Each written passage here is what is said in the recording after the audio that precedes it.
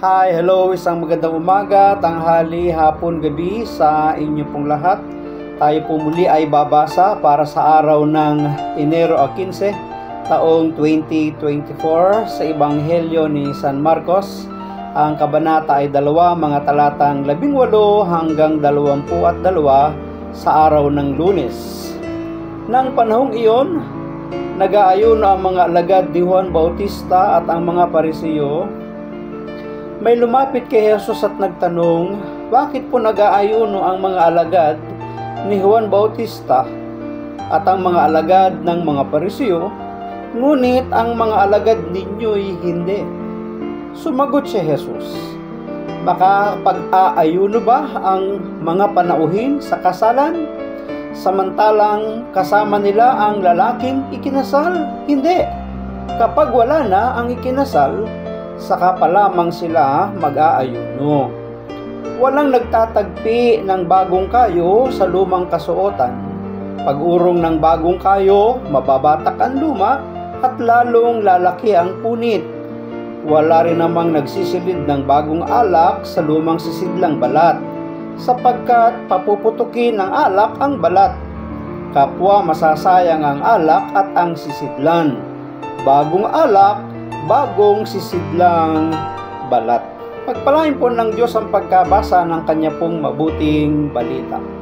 Ang pagsasadiwa o refleksyon ay hahanguin po natin sa aklat ng Simbahay 2024. Makapag-aayuno ba ang mga panauhin sa kasalan, samantalang kasama nila ang lalaking ikinasal? Hindi.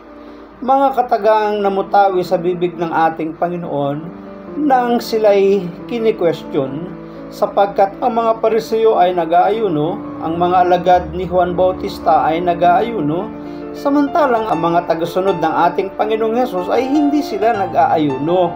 Subalit mayroon pong pagtatanggol na sinabi ang ating Panginoon, at ito'y inihalin tulad niya sa isang ikinakasal na lalaki na habang kasama ang mga kasamahan, hindi pwedeng makapag-ayuno at mag-ayuno, sapagkat alam naman natin na sa kasalan ay maraming handaan.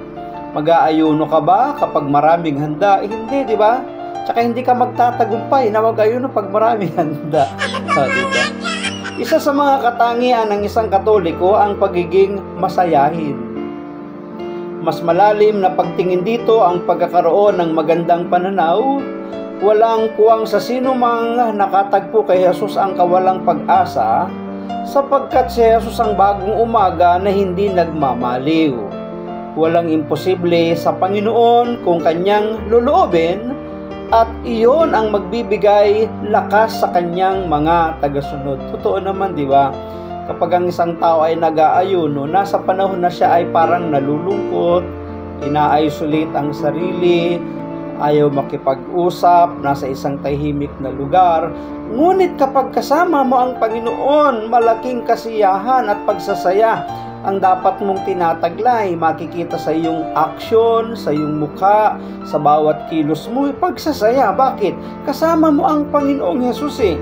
Kapag ang isang tao ay walang kasamang Diyos, nandoon lahat ang kalumbayan, ang kalungkutan, ang pigati, ang mga pagsubok, problema ng buhay, di ba?